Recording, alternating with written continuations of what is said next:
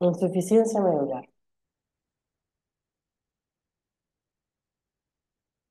¿Qué vamos a abordar en estas diapositivas? La definición,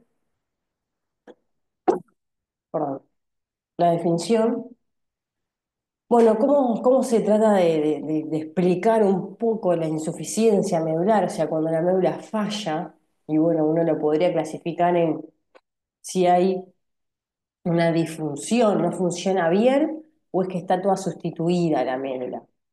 ¿Tá? Entonces, esos son los dos grandes mecanismos, y tenemos que por disfunción puede ser porque haya, o vamos a hablar de dos grandes enfermedades, el síndrome de displasia anemia, y lo otro es por sustitución. El clásico ejemplo es el hablar de leucemias agudas.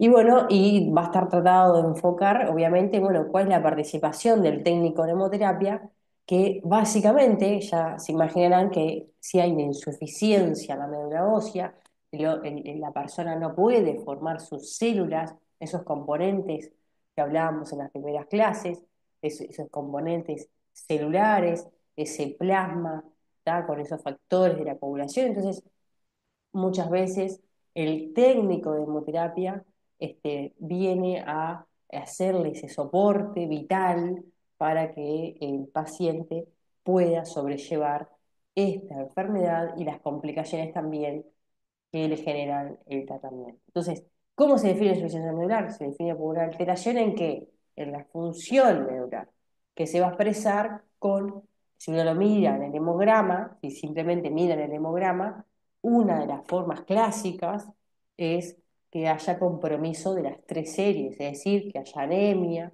que haya plaquetopenia o que haya neutropenia. Sobre todo de la fórmula blanca importan los neutrófilos como para la definición de pancitopenia. Y esa insuficiencia puede ser preferencial o maligna, y ahí, si uno solamente mira el hemograma, puede decir que hay una pancitopenia, ¿tá? De causa central, porque está fallando el órgano madre, por eso hay compromiso de las tres series. Síndrome displásicos, el síndrome básico corresponderán a un grupo heterogéneo de desórdenes malignos, de la enfermedad maligna, de las células TEM, de esa célula madre hematopoyética, que está caracterizada por alteraciones morfológicas y funcionales que conducen a una producción medular e insuficiente y citopenia en la periferia con un riesgo variable de transformación en leucemia aguda. Y bien que ponen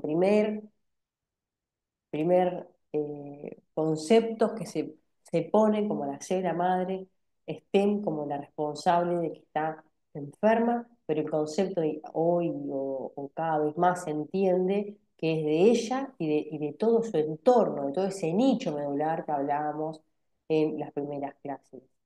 Y eso va a llevar entonces, si esa médula está enferma, a que no se pueda producir adecuadamente. Y obviamente todo esto asienta en un paciente, en un todo, ¿tá? Del cual obviamente todavía no comprendemos cómo suceden y cuál es la etiopatogenia de esta enfermedad, pero bueno, eso es como clásicamente se define, y si esto no se para, tiene el riesgo de agarrar la médula y hacer un stop, y es lo que se llama una leucemia aguda, porque las células dejan como de fabricar, es como que la fábrica dice, no producimos más en estas condiciones, para la fábrica, y se quedan en células inmaduras, se quedan en blastos, y eso es una leucemia aguda. Los síndromes benesplásicos pueden ser de nuevo secundarios a la exposición de quimioterapia o radioterapia, o incluso otras neoplasias, y ese es el concepto de que cuando uno detecta que hay una enfermedad de base secundaria, el riesgo va a ser peor, peor le va a ir. Patogenia, poco se sabe, grandes cuatro cosas podríamos decir que estarían alteradas. Hay alteraciones epigenéticas, esas modificaciones que se le dan al ADN, en la expresión del ADN, no tanto en la matriz, sino en la expresión, en la modificación de tonas, en cómo se pliega el ADN, qué se expresa y qué no se expresa, ¿tá? Hay una acumulación de mutaciones, la clásica teoría de por qué las cosas suceden, de que hay un primer golpe, una primera alteración, y después vienen otras alteraciones, otras alteraciones, otras alteraciones, y todo ese sistema que está encargado de la reparación, porque ocurren millones de mutaciones durante la vida del individuo, incluso en el día. y el concepto es que, bueno, hay todo un sistema que trata de reparar esas mutaciones, ¿ya? Y eso está fallando, entonces se vienen a acumular un montón de mutaciones. Otras características que se ve es que hay una neoangiogénesis, o sea, se empiezan a formar nuevos vasos, como otra característica clásica de esas neoplasias malignas, y como decíamos, es la transformación en leucemia.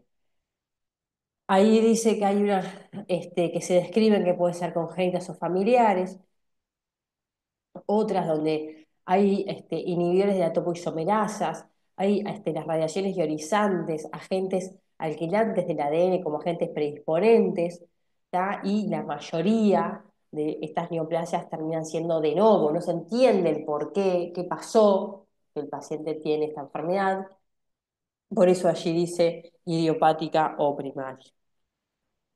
Bueno, el pronóstico, la realidad es que existen múltiples formas de catalogar el pronóstico de estos pacientes, como siempre, o de alguna forma hacia dónde vamos es a tratar de poder caracterizar mejor esas alteraciones genéticas, entendiendo que esto podría ser allí, es donde estarían las respuestas, y poder hacer blancos moleculares, blancos más dirigidos, no utilizar quimioterapias tan agresivas, entonces importa esa información genética, como dice ahí, el cariotipo, entre otras formas de valorar la información genética.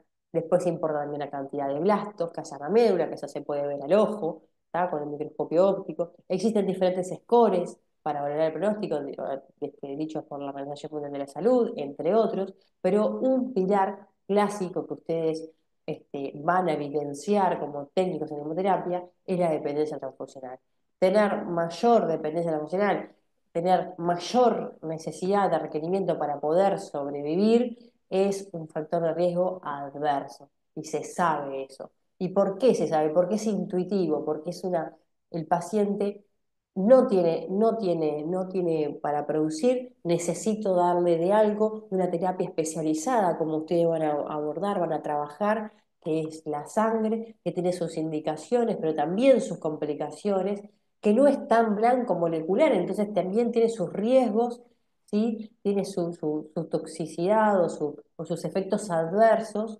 Entonces el concepto es que estos pacientes, como esa médula no funciona, pueden tener una dependencia transfusional, que hay millones de definiciones para decirlo, cómo puede ser, ahí es al menos una transfusión dentro de las 8 semanas en un periodo de 3 meses, y la realidad es que imagínense que ustedes tienen que abordar ese capital venoso, tienen que aplicarle este producto, estas transfusiones, estos hemocomponentes, y también imagínense que afecta en la calidad de vida de los mismos.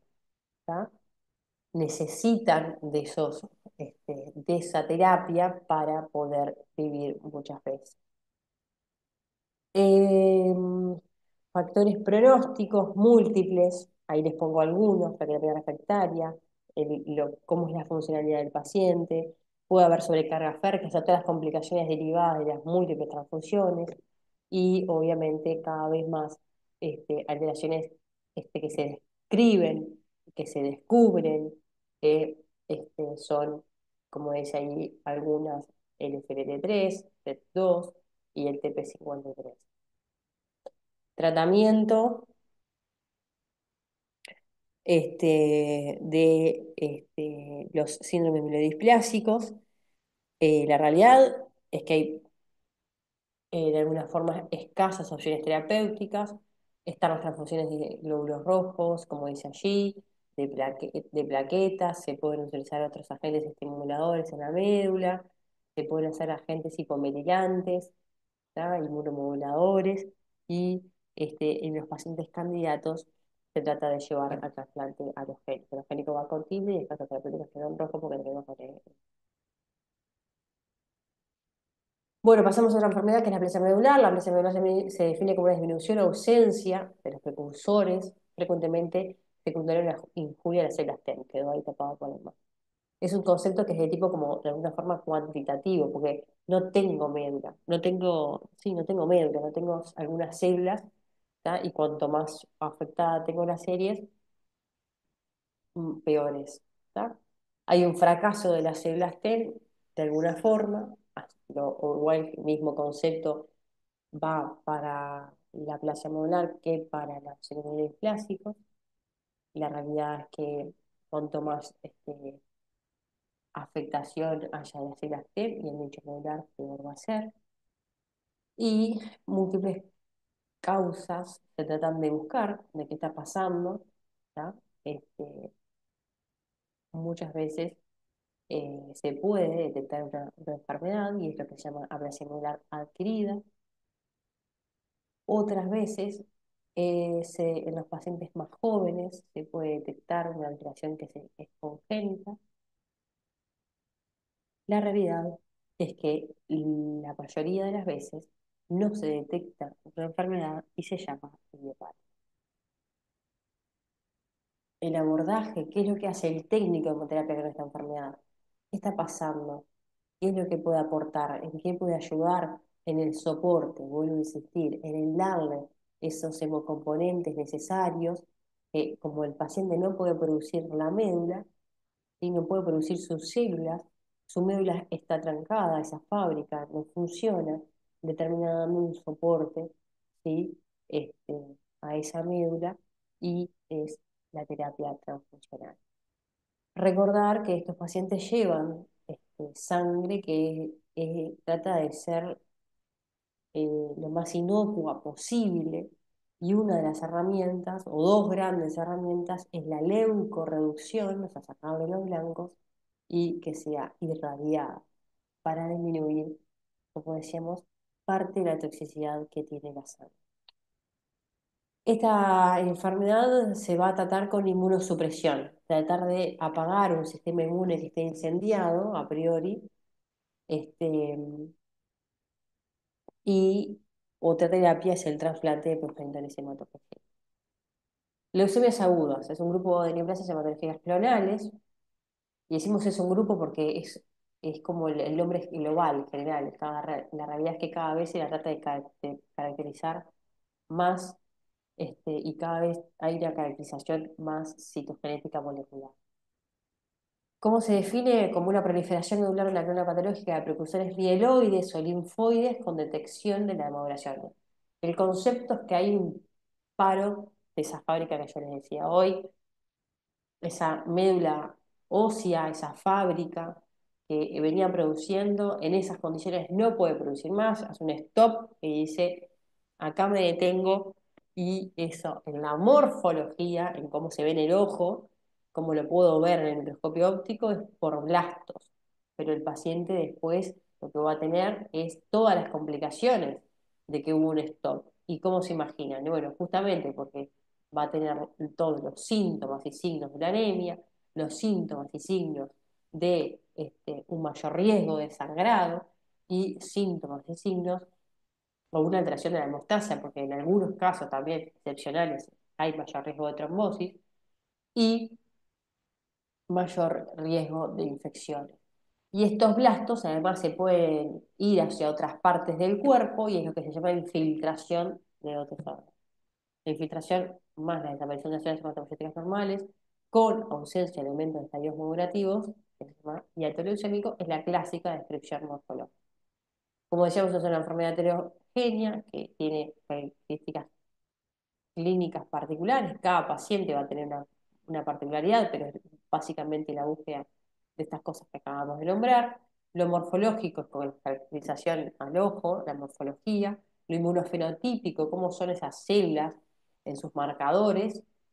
Y después las características genéticas, que todo eso que va a tratar de delimitar la enfermedad y ser lo más exacto en la terapia y así optimizar el pronóstico. El concepto grande a llevarse es que las leucemias agudas son fatales, son mortales, ¿sí? Si uno no los trata ya, el paciente se muere. Las leucemias agudas versus crónicas. Hay leucemias que son agudas, en el tiempo el paciente estaba bien y el otro día está mal. Ese es el concepto como agudo, ¿no? O sea, hay poco tiempo entre lo que estaba bien y después estaba mal. Pero hay otras leucemias que íbamos hablando en el curso, que son leucemias crónicas. ¿Y qué hace referencia a eso? Bueno, es que hay células que van por la sangre, ¿tá? Y que tienen una evolución más crónica, más el paciente más, de alguna forma puede vivir o de alguna forma uno pensaría que no debería ser tan agresivo al inicio, como en línea general. Entonces, ¿qué dice allí? Las leucemias agudas son enfermedades usualmente invasivas en las que la transformación maligna ocurre en estadios precoces de diferenciación de los progenitores hematopoyéticos, por los que las células neoplásicas son diferenciadas. Hay blastos. Se produce un fallo medular e infiltración en la médula ósea, infiltración en otros órganos. ¿Sí? Esa es la leucemia aguda, lo que acabamos de hablar y veníamos hablando. Pero para hacerle como la otra imagen, ¿cuáles son las leucemias crónicas? Bueno, las células malignas transformadas conservan cierta capacidad de diferenciación, por lo que esta entidad es menos invasiva. Todo es en líneas generales o bien globales, como para hacer sus conceptos. Los pacientes sufren un curso natural de la enfermedad que es más lento, que es más crónico. Las leucemias agudas y crónicas pueden clasificarse a su vez considerando las líneas celulares. Eso es una clasificación clásica, ¿tá? El mieloide y el linfoide, que son las dos series que veíamos en las primeras clases, en lo que era la mielopoyesis y la linfopoyesis. Entonces podemos decir que hay leucemias que está afectada principalmente la línea mieloide y después leucemias agudas que están afectadas principalmente la línea linfoide. Y después tenemos leucemias crónicas. Por ejemplo, la leucemia mieloide crónica y en las linfoides la leucemia linfoide crónica. ¿Ya? En este caso, en esta presentación, vamos a hacer referencia a las leucemias agudas, ¿sí? Que son las leucemias. Entonces, vamos a dividirlas de una forma más sencillas, en leucemias mieloides y leucemias linfoides, y les pongo en menor tamaño las leucemias de linaje ambiguo, que es otra descripción que se hacía en la Organización Mundial de la Salud. Las leucemias agudas suponen casi el 10% de los cánceres, con una incidencia aproximada de 3 casos por cada 100.000 habitantes. En los niños prevalecen leucemias agudas linfoblásticas, que es el 80% de los casos, con un pico máximo de incidencia entre 3 y 5 años. Y por el contrario, la SLAM predomina en los adultos con una incidencia creciente a partir de los 65 años y como decíamos pueden ser a nuevo o secundario a qué, a otras neoplasias principalmente y van a tener peor pronóstico. La característica o la excepcionalidad dentro de las leucemias mieloides es la leucemia promielocítica. ¿Por qué? Porque es diferente, tiene un mayor riesgo de mortalidad en el agudo y sobre todo por complicaciones en la hemostasia, pacientes que se presentan sangrando, pacientes que se presentan con lo que se llama una coagulopatía y allí está la mayor mortalidad. Sin embargo, si el paciente pasa ese estado de mayor riesgo, tiene una alta, como dice ahí, tiene una alta probabilidad, o lo que consideramos alta probabilidad, de sobrevivir, incluso de curarse. En realidad, la media de 65 años, la incidencia aumenta con la edad, son el 80% de las lesiones agudas del adulto, una incidencia de 5 casos cada 100.000 habitantes, el 75% logra una respuesta completa y, como decía, aproximadamente un tercio se cura. Es otra estadística, igual cada paciente es único, pero ese es el objetivo que uno debería de plantearse cuando hay una leucemia premonocítica, hacer todo el equipo de salud un esfuerzo para lograr que el paciente le vaya bien y se pueda curar. Bueno, el diagnóstico dijimos que se definen las leucemias por un porcentaje mayor o igual a 20 blastos. Y esto es un concepto general, incluso hay algunas leucemias que con menos también ya es diagnóstico de leucemia. Son blastos que van a estar ¿dónde? En la sangre, porque es una leucemia, o el nombre clásico, ¿no? Puede estar en la médula ósea. Ya dijimos que puede ser de nuevo secundaria, la clasificación morfológica clásica es la clasificación francesa, eh, de la FAB, perdón, que es de BC o de B7, con esa M3 que acabamos de decir, que era como la característica, la diferente, ¿no? Y que tienen diferentes características que el médico va a ir a buscar. Los pronósticos imaginarán que estas enfermedades asientan en un paciente, entonces ese paciente es importante valorar el terreno, como siempre digo que ¿en dónde asienta esa enfermedad? ¿En qué paciente? ¿Es un paciente que adhiere o no adhiere al tratamiento? ¿Es un paciente que tiene otras enfermedades? ¿Es hipertenso, es diabético, es obeso? ¿Qué tiene? ¿Tiene una enfermedad mental? ¿El paciente va a poder sobrevivir? ¿Va a poder soportar un trasplante, un aislamiento? ¿En qué condiciones estoy trabajando de alguna forma, ¿no? Ese es el concepto de que es importante valorar los factores del paciente, la edad que tiene, cómo lleva esa edad. ¿Tá? El otro pilar siempre es cómo es esa enfermedad, qué tan agresiva es, cómo la puedo yo delimitar, cómo yo la puedo clasificar. Y lo otro es qué herramientas terapéuticas tengo, qué le puedo yo brindar. ¿Tá? Y es ahí donde participa el técnico de hemoterapia. ¿En qué puedo ayudar a esta paciente? En lo que le está fallando, que sea la médula ósea, ustedes le pueden dar los hemocomponentes necesarios para tanto sobrellevar al debut de la enfermedad, pero también, como decimos siempre, para hacer frente a la toxicidad del tratamiento que viene sobrellevando a este paciente. Elementos de mal pronóstico, ser mayor de 60 años, es una edad que se pone en líneas generales, hay 60 y 60 años, o sea, depende como de uno, de alguna forma, lo que acabamos de decir, los factores del paciente. ¿Qué otros clásicos factores? Bueno, cuanto más blancos, peor va a ser, hiperleucocitosis. Que tenga más de 100.000 glóbulos blancos, peor va a ser. Si tiene un citogenético, CG citogenético, o sea, que las características citogenéticas sean desfavorables, entre otras, como se llaman allí.